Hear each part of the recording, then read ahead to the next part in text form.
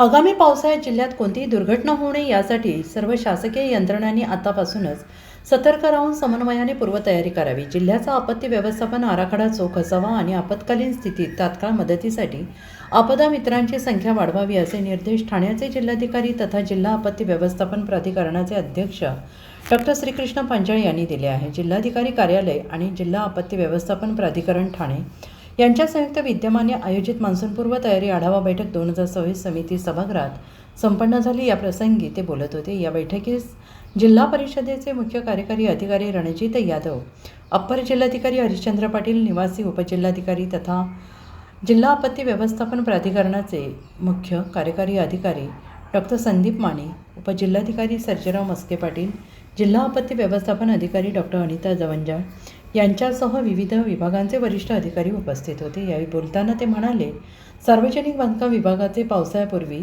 जिल्ह्यातील सर्व धोकादायक पूल, साकव, जुन्या इमारतींचे ऑडिट करावे। जलसंपदा विभागाने धरणांची प्रत्यक्ष पाहणी करून तांत्रिक अहवाल सादर करावा।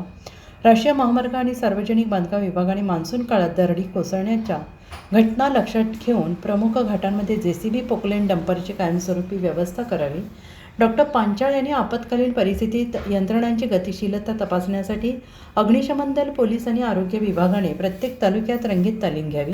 पावसाळ्यात उद्भवणाऱ्या साथीच्या रोगांचा प्रसार रोखण्यासाठी आरोग्य विभागाने औषधसाठा आणि वैद्यकीय पथके सज्ज ठेवावीत अशा सूचना देऊन आपत्ती निवारणासाठी आवश्यक साधनसामुग्रीसाठी जिल्हा नियोजन समितीच्या निधीतून अनुदान उपलब्ध करून दिले जाईल असे स्पष्ट केले। जिल्हाधिकारी डॉक्टर पांचाळ यांनी यावेळी दरडप्रवण गावे, पूरप्रवण क्षेत्रे, नदीतील गाळ काढणे, औद्योगिक क्षेत्रातील सुरक्षा आणि शोधबचाव साहित्याची उपलब्धता यांचा सविस्तर आढावा घेतला।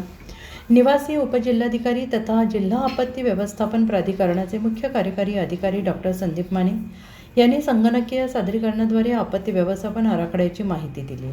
सर्व उपविभागीय अधिकारी आणि तहसीलदारांना आपापल्या स्तरावर नियंत्रण कक्ष तातडीने स्थापन करण्याच्या सूचना यावेळी देण्यात आल्या।